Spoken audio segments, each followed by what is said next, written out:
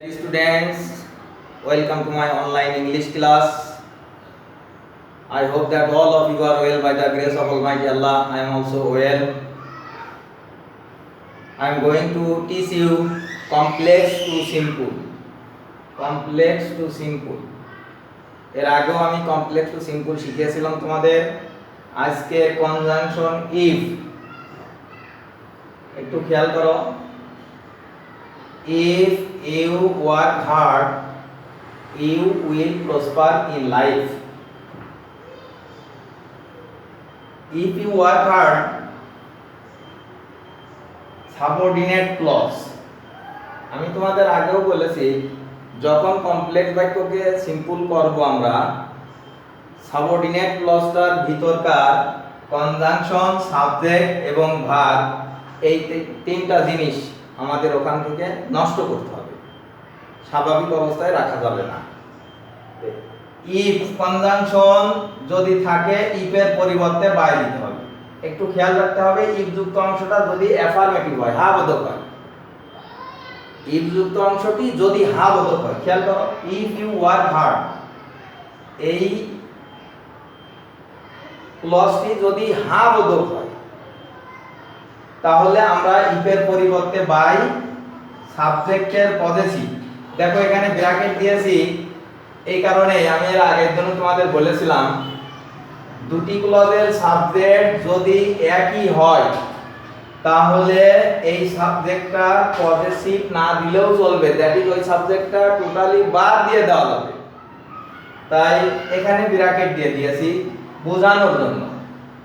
তোমরা এইভাবে কি করতে পারো, টোটালি বাদ দিয়ে দিতে পারো। কিভাবে? এই দেখো, by working hard you will prosper in life, হয়ে গেল। যদি ইফ যুক্ত অংশটি হ্যাঁ বোধক হয়। যদি কেউ এখানে ইওর দেয়, সেটাও হবে। যদি কেউ পজিটিভ করে দেয় বা ইওর ওয়ার্কিং হার্ড, সেটাও হবে। খেয়াল রাখতে হবে।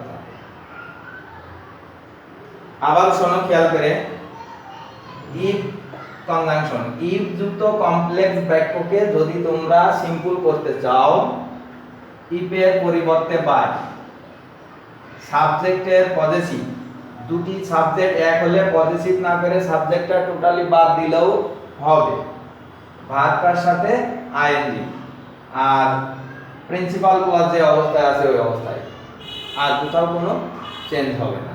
আমার মনে হয় বুঝতে পেরেছো তোমরা পরিষ্কারভাবে।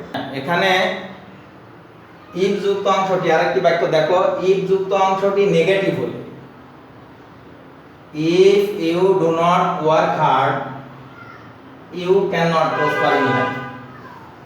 ইফ যুক্ত ক্লজটি, that is subordinate clause, if যুক্ত সাবঅর্ডিনেট ক্লজটি যদি নেগেটিভ হয়, না বোধক হয়, তাহলে ইফের পরিবর্তে দিতে হবে উইদাউট। সাবজেক্টের পজেসিভ, সাবজেক্টের পজেসিভ দিই না, এখানে দুটি সাবজেক্ট এক, তাই সাবজেক্ট আউট করে দিয়েছি। ভার্বের সাথে আইএনজি, খেয়াল করো, ওয়ার্কের সাথে আইএনজি। একটা বিষয় খেয়াল করতে হবে, যখন ভার্বের সাথে আইএনজি করার কথা বলা হবে, তখন মূল ভার্বের সাথে আইএনজি করতে হবে। অক্সিলারি ভার্বের সাথে কখনোই আইএনজি করা যাবে না। অক্সিলারি ভার্ব হিসাবে এখানে আছে ডু নট, তাই ডু নট আউট হয়ে গেছে। ডু নট বাদ দিয়ে মূল ভার্ব ওয়ার্কের সাথে আইএনজি করা হয়েছে। তাহলে কথাটা আবার শোনো, ইফ যুক্ত অংশটি যদি নেগেটিভ হয়, তাহলে ইফের পরিবর্তে উইদাউট, সাবজেক্টের পজেসিভ, দুটি সাবজেক্ট এক হলে পজেসিভ করার দরকার নাই, করলেও হবে। ভার্বের সাথে আইএনজি, যদি অক্সিলারি ভার্ব থাকে, অক্সিলারি ভার্বটা বাদ দিয়ে মূল ভার্বের সাথে আইএনজি করতে হবে। Without working hard you can not prosper in life, this is a simple sentence. দেখো এর ভিতরে একটি সাবজেক্ট আছে, একটি ভার্ব আছে, সামনে যে ভার্বটা আছে সেই ভার্বের সাথে আইএনজি করা হয়েছে। আমি তোমাদের এর আগে বলছিলাম, দুইটা কথা কিন্তু মনে রাখতে হবে। আইএনজি যুক্ত ভার্বের পূর্বে বি ভার্ব না থাকলে সেটা ভার্ব হবে না, ভার্ব 3 এর পূর্বে বি ভার্ব অথবা হ্যাভ ভার্ব না থাকলে সেটা কখনোই ভার্ব হবে না, মনে রাখতে হবে। সুতরাং এটা সিম্পল হয়ে গেছে। খেয়াল করে দেখো, আমরা এবার শিখব আনলেস, কনজাংশন আনলেস। আনলেস আমরা আনলেস তো বাক্যকে সিম্পল করার সময় আনলেসের পরিবর্তে উইদাউট,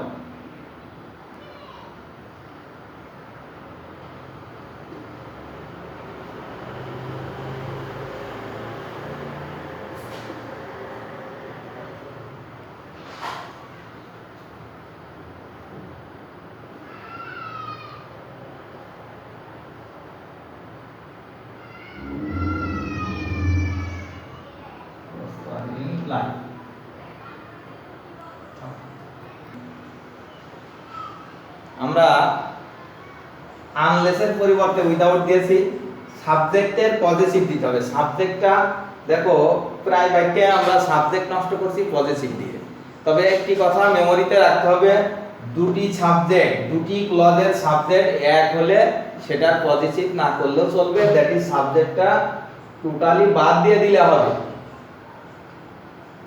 সাবঅর্ডিনেট ক্লজের সাবজেক্টটা সম্পূর্ণরূপে বাদ দিয়ে দেওয়া যাবে। তুমি যদি মনে করো যে ওইটার পজিটিভ তুমি করবে, সেটাও করতে পারো। দেখো এখানে উইদাউট ওয়ার্কিং হার্ড আমরা করি নাই, সাবজেক্টটা বাদ দিয়ে দিয়েছি, দুটি সাবজেক্ট এই কারণে। You can not prosper in life, simple হয়ে গেল।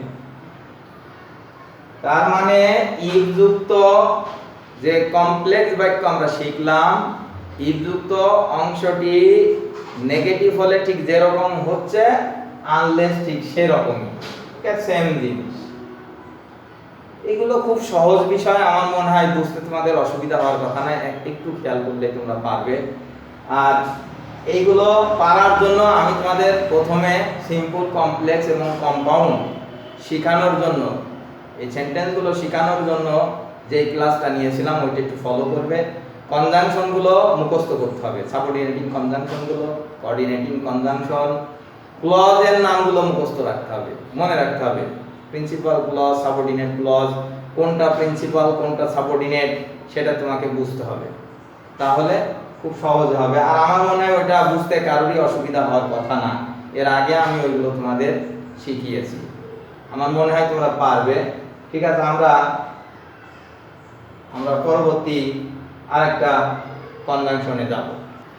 তোমরা একটু খেয়াল করলে বুঝতে পারবে, আমরা এখন বিকজ শিখব। বিকজ দেখো বাক্য লিখেছি, he could not go to school because he was ill. Subordinate clause কোনটা এখানে দেখো, বিকজ হি ওয়াজ ইল, এটা সাবঅর্ডিনেট ক্লজ।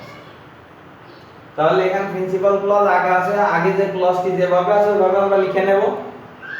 দেখো হি could not go to school because যুক্ত কমপ্লেক্স বাক্যকে সিম্পল করার সময় বিকজের পরে একটা অফ দিবে। বিকজ কনজাংশন, আর বিকজের পরে যখন অফ দিয়ে দিচ্ছ, বিকজ অফ, এই দুইটা মিলে তখন আর কনজাংশন থাকছে না, তখন ওটা ফ্রেজ হয়ে যাচ্ছে। বিকজ মানে কারণ, বিকজ অফ মানে কারণে। খেয়াল করো, বিকজের পর অফ দিলাম, সাবজেক্টের পজেসিভ, ভার্বের সাথে আইএনজি, বাকি যা আছে তাই।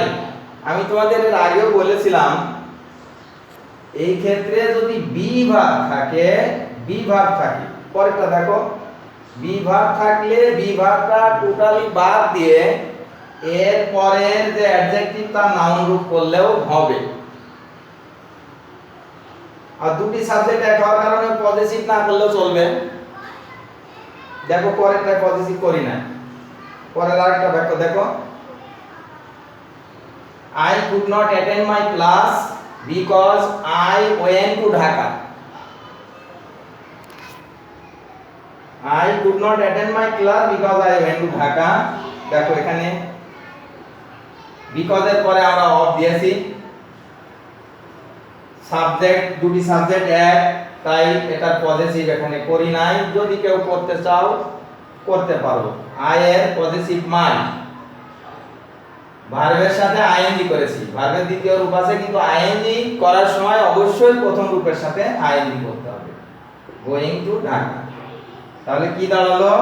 I could not attend my class because of going to Dhaka.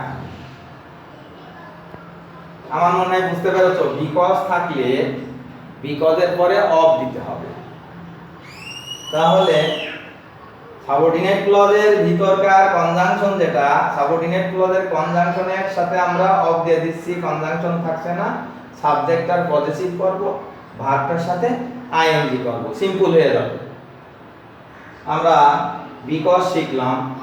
আমার মনে হয় এগুলো তোমরা একটু প্র্যাকটিস করলেই পারবে। এটা খুব সহজ বিষয়। যারা কনজাংশনগুলো মুখস্থ করেছো, আর এখন আমি যে কথাগুলো বলছি এইগুলো যদি একটু খেয়াল করে শোনো, তাহলে আমার মনে হয় বুঝতে কোথাও অসুবিধা হওয়ার কথা না। খুব সহজেই তোমরা এগুলি পারবে। প্রিয় শিক্ষার্থীরা, আমরা এখন হোয়েন কনজাংশন শিখব। হোয়েন যুক্ত কমপ্লেক্স বাক্যকে কিভাবে সিম্পল করতে হয় সেটা আমরা শিখব। তোমরা খেয়াল করো, এখানে আমরা কয়েকটা বাক্য লিখেছি। প্রথম বাক্যটা দেখো, when it was delight he came to me. When যুক্ত যে ক্লজটা, যে সাবঅর্ডিনেট ক্লজটা, এর ভিতরে দেখো একটা সময় আছে ডেলাইট। পরের সেন্টেন্সটা দেখো, when it was summer I went to Cox's বাজার। এখানেও হোয়েন যুক্ত অংশে একটা সময় আছে সামার। এটা ডেলাইট, এটা সামার। এইটা অল্প সময়, এটা বেশি সময়। অল্প সময় বুঝবে কি করে? ডে লাইট, দিনের আলো। যতক্ষণ দিন ততক্ষণ আলো। এক দিন বা দিনের কোনো অংশ, এক রাত বা রাতের কোনো অংশ, এগুলোকে অল্প সময় হিসেবে ধরে নিও, বুঝতে সহজ হবে। সামার, গ্রীষ্মকাল। আমরা জানি এক ঋতুতে 2 মাস। 2 মাস মানে 60 দিন, বড় সময়। যদি অল্প সময় থাকে তাহলে সময়ের আগ পর্যন্ত, দেখো এই দেখো, সময়ের আগ পর্যন্ত পুরাটা বাদ হয়ে গেল। বাদে কি দেওয়া হয়েছে এখানে? অ্যাট।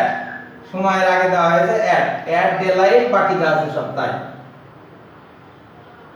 যদি সময়টা বেশি মনে হয় তাহলে সময়ের আগ পর্যন্ত বাদ দিয়ে দিতে হবে। দিয়ে ইন অথবা ডিউরিং, যে কোনো একটা দিতে হবে, ইন অথবা ডিউরিং। আর বাকি যা আছে সব তাই, ওই অবস্থায় থাকবে। এটা গেল সময় ফাংশন। এখন খেয়াল করে দেখো, এখানে যে বাক্যটা আছে, when he was 4 he went to the orphanage। যখন সে 4 বছরের ছিল, 4 দ্বারা এখানে বয়সকে ইন্ডিকেট করছে। তো when যুক্ত অংশে যদি বয়স থাকে, বয়স, তাহলে বয়সের আগ পর্যন্ত আমরা বাদ দিয়ে দেব। বয়সের আগ পর্যন্ত বাদ দিয়ে at the age of, এরপর বয়স দিয়ে যা আছে সব তাই, সিম্পল হয়ে যাবে বয়সের ক্ষেত্রে। পরের সেন্টেন্সটা দেখো, when he came to me, যখন সে আমার কাছে এসেছিল, I was reading, আমি তখন পড়ছিলাম। when যুক্ত যে অংশটা, যে সাবঅর্ডিনেট ক্লজটা, এর মধ্যে যদি বয়স অথবা সময় কোনোটাই না থাকে, দেখো when conjunction, he subject, came verb, to preposition, me object. এখানে কোনো সময় নাই, বয়সও নাই। যদি when যুক্ত অংশে সময় অথবা বয়স না থাকে, এই when এর পরিবর্তে আমরা দেব at the time of। এই যে at the time of, সাবজেক্টের পজেসিভ, ভার্বের সাথে আইএনজি, এই তিনটা কাজ করতে হবে। when এর পরিবর্তে at the time of, সাবজেক্টের পজেসিভ, ভার্বের সাথে আইএনজি। কথাগুলো আমি রিপিট করছি, আবার খেয়াল করো। when যুক্ত অংশে যদি সময় থাকে, সময়ের আগ পর্যন্ত বাদ দিয়ে at, in অথবা during, যদি অল্প সময় হয় তাহলে at, আর বেশি সময় হলে in অথবা during দিতে হবে। when যুক্ত অংশে যদি বয়স থাকে, বয়সের আগ পর্যন্ত বাদ দিয়ে at the age of দিতে হবে।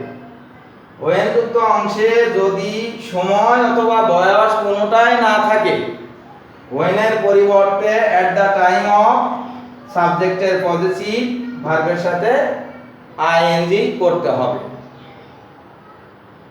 আমার মনে হয় তোমরা বিষয়গুলো বুঝতে পেরেছো। বাসায় প্র্যাকটিস করতে হবে, প্র্যাকটিসের বিকল্প কিছুই নাই। যে বিষয়গুলো তোমাদের দেখানো হচ্ছে, বিষয় যখন দেখছো তোমরা, তোমাদের খুব ভালো মতো মনে থাকবে আমি জানি, কিন্তু পরবর্তীতে ভুলে যাবে। এর জন্য তোমাদের কি করতে হবে? প্র্যাকটিস করতে হবে, বারবার প্র্যাকটিস করতে হবে। প্র্যাকটিস ছাড়া কখনোই এগুলো মনে রাখা সম্ভব হবে না। গ্রামারের একটা বিষয় তোমাদের খেয়াল করতে হবে, গ্রামারে অনেক ছোট ছোট অংশ রয়েছে, অনেক ছোট ছোট অংশ। যখন শেখানো হবে তখন খুব সহজ মনে হবে, কিন্তু যদি নিয়মিত প্র্যাকটিস না করো, একটা শিখছো, যখন শিখছো তখন বুঝবে। আবার আমি আবারও বলছি, প্র্যাকটিসের বিকল্প কিছু নাই। তোমরা ভালো মতো প্র্যাকটিস করলে এগুলো তোমাদের মনে থাকবে। আমি আশা করি তোমরা প্র্যাকটিস করবে। আজকে এ পর্যন্ত, that's all for today. Thank you very much.